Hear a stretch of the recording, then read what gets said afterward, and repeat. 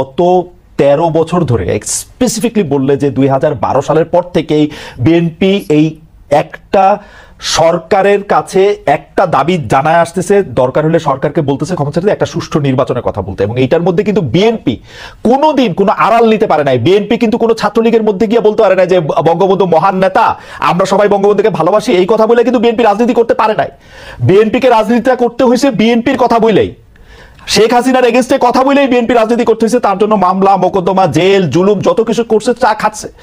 বৈষম্য বিরোধী ছাত্র আন্দোলনের নেতারা কিন্তু শেখ হাসিনার বিরুদ্ধে ফেসিবাদী আন্দোলনে গেছে হচ্ছে অনেক পরে, অনেক জায়গার পরে। সেই সময় তাদেরকে আমরা মুক্তিযুদ্ধের স্লোগান দিতে দেখছি, তাদেরকে আমরা বঙ্গবন্ধুর ভাষণ দিতে দেখছি, এবং আমরা দেখছি যে তারা নানাভাবে নানা ধরনের আড়াল নিচ্ছেন। বিএনপি কিন্তু এই সুযোগটা পায় না। আমার প্রশ্নটা হচ্ছে, যেই বিএনপি এত ত্যাগ করলো এবং তারা কিন্তু সরকারে গিয়া 3 জন মন্ত্রী হয় নাই, 3 জন মন্ত্রী এই বৈষম্য বিরোধী ছাত্ররাই হয়েছে। তারা কিন্তু কোনো কিছু দখল করে নাই। তাদের একটাই চাওয়া ছিল ইলেকশনে যাওয়া, এবং ইলেকশন যাওয়ার পর থেকে বিএনপিকে কি শুনতে হয়েছে আপনাদের কাছ থেকে আপনি দেখেন। আমি ছোট করে একটু বলি, আমার মাফ করবেন, আপনাদের কাছে শুনতে হয়েছে বিএনপি নাকি আওয়ামী লীগকে পুনর্বাসন করতেছে, বিএনপি নাকি আওয়ামী লীগকে নিয়ে আসতেছে। আওয়ামী লীগ দিয়া বিএনপির নেতারা যেভাবে ক্ষতিগ্রস্ত হয়েছে তার 100 ভাগের 1 ভাগ বাংলাদেশে কেউ হয় নাই। এরপরও বিএনপি কেমনি শত্রু হইল এনসিপির, এইটার কারণটা কি? মানে বিএনপিকে ক্ষমতা থেকে ঠেকানোটা কেন এত জরুরি হয়ে পড়লো? এখানে এটা শত্রুতার প্রশ্ন না খালেদ ভাই। এই যে কেন শুধু সুষ্ঠু নির্বাচনই চেয়েছিল, নির্বাচন কেন্দ্রিক রাজনীতি তারা করেছে। এই যে হাসিনা কিভাবে এই 3টা অবৈধ নির্বাচন করে ফ্যাসিস্টের সাম্রাজ্য টিকে রেখেছিল, তাদের রাজনীতিটাই ছিল নির্বাচন কেন্দ্রিক। কারণ নির্বাচন হলেই শুধু গণতন্ত্র হবে, গণতন্ত্র ফিরে আসবে, এটা তাদের একটা রাজনৈতিক একটা চালের, এটা বা তাদের কি বলবো আমি, পরিকল্পনার ভুল বলবো। যে তারা সবসময়, আপনিই বলছেন যে তারা সবসময় সুষ্ঠু নির্বাচনই চেয়েছে।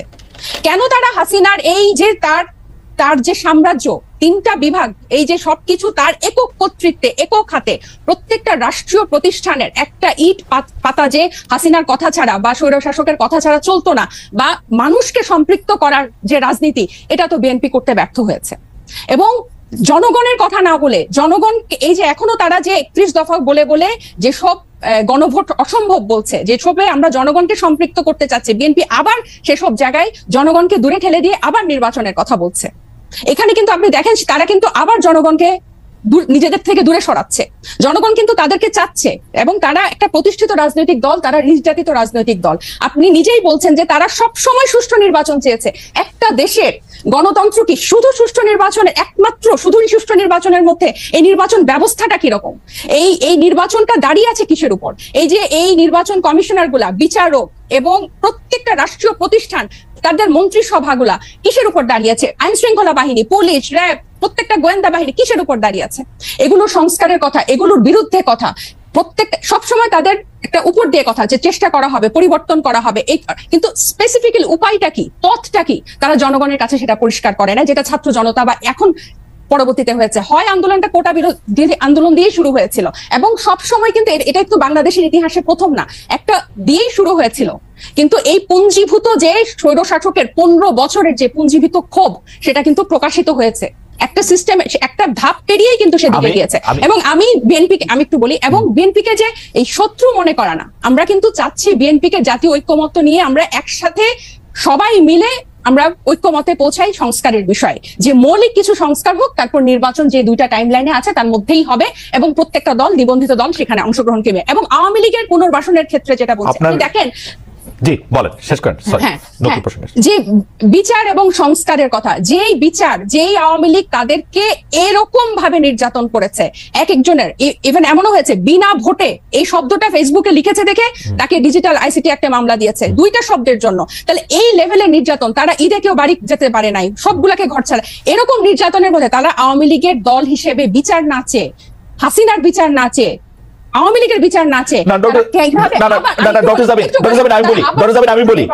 আমি বলি, আমরা দুইজন, মানে আপনি আর আমি কি 2টা আলাদা দুনিয়াতে বাস করি? মানে আপনি যে এই শব্দটা বলতেছেন যে তারা হাসিনার বিচার না চেয়ে, আমি তো দেখতেছি বিএনপির নেতৃবৃন্দ প্রতিটা ভাষণে, মানে তারেক রহমান থেকে ফখরুল ইসলাম আলমগীর, প্রতিটা ভাষণে হাসিনার বিচার চাইতে থাকেন। গত 15 বছর চেয়েছেন, এখনো চান। মানে হাসিনার বিচার না চেয়ে এটা কোত্থেকে আসলো? বিচার কি শুধু এই খালেদ ভাই, বিচার চাইলে আর কি এদেশের বিচার হয়ে যায়? বিচার ব্যবস্থার কি অবস্থা? না, আপনি বিচার যে না চেয়ে বলতেছেন সেটা একটু আমি বলি, গত এই হাসিনা প্রধান বিচারপতিকে তার একজন এমপ্লয়ি দিয়েই তো দেশ ছাড়া করেছে। আমাদের তো এবং এই যে বিচার ব্যবস্থার প্রতি যে মানুষের আস্থা আনা, এবং আমরা কিন্তু বলছি না পুরো বিচারটা শেষ করতে হবে, একটা দৃশ্যমান বিচার প্রক্রিয়া। আইসিটি কি করছে? এই জাতিসংঘের মানবাধিকার কিন্তু পরিষ্কার তাদের রিপোর্টে লিখেছে যে এটা এখানে আন্তর্জাতিক অপরাধ হয়েছে। আপনি কি জানেন শেখ হাসিনার বিরুদ্ধে এই পর্যন্ত কতটা মামলা হয়েছে, কতটা মামলার ফাইনাল রিপোর্ট বা চার্জশিট একদম কাছাকাছি চলে আসছে? এগুলি সবগুলি বিচার প্রক্রিয়ার অংশ এবং এই সবগুলি বিচার শুরু হয়েছে আসলে।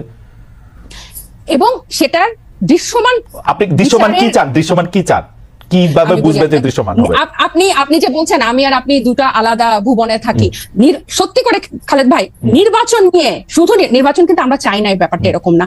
শুধু নির্বাচন নিয়ে যে ধরনের আলাপ, যে ধরনের বক্তৃতা, যে ধরনের প্রচার, যে একটা নির্বাচিত সরকার আসলেই সংস্কার করে দিবে, একটা নির্বাচিত সরকার আসলেই বিচার হবে আর তারা এসে বিচার করবে, এটা ছাড়া এই আওয়ামী লীগ যে 15 বছরে যে শুধু তো জুলাই হত্যাকাণ্ড না, পিলখানা, শাপলা, 3টা অবৈধ নির্বাচন, তারপর এই গুম, বিচার বহির্ভূত হত্যাকাণ্ড এবং ব্যাংক লুট, মানে অন্য মাত্রার, এগুলোর বিচার, এগুলো নিয়ে কথা কি আছে টেবিলে? আমার তো মনে হয় না। যদি এরকম আমার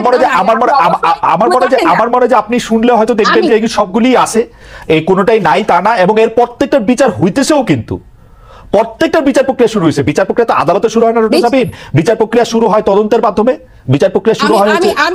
আমি খালেদ ভাই, আমি আপনাকে একটা বলি, এই কিছুদিন আগে যে আমাদের ঢাকা মেয়রের কে ঘোষণা করা হলো, এই বিচারের এই বিএনপি পন্থী একজনকে ঢাকা মেয়রের ঘোষণা করা হলো আদালতের রায়। আপনি কি মনে করেন যে পূর্ণ আস্থা 7 মাসের মধ্যে, 7 মাস আগে যে হাসিনা 15 বছর এরকম একটা ভঙ্গুর বিচার ব্যবস্থা তৈরি করে 7 মাসের মধ্যে বিদায় নিল, আর 7 মাসে সব ওয়াশ হয়ে গেল, সবাই এটা নিশ্চয়তা দিবে? আমি আপনাকে একটু শেষ করে, আমরা কিন্তু এই বিচার ব্যবস্থাটারও কিন্তু সংস্কার চেয়েছি, এবং সবাই যে বলে, ওনারা যে বলে যে সংস্কার দীর্ঘ চলমান প্রক্রিয়া এবং অনেক দিন ধরে চলবে এবং পানির মতো প্রবাহ, সব ঠিক আছে, কিন্তু এটার একটা স্পেসিফিক, আবার আমি বলছি, পন্থা পদ্ধতি, যে এই করলে বিচার হবে, এইভাবে এটা হচ্ছে, এতটুকু অগ্রগতি হয়েছে, আইসিটিতে এতটুকু হচ্ছে বা এরকম হবে।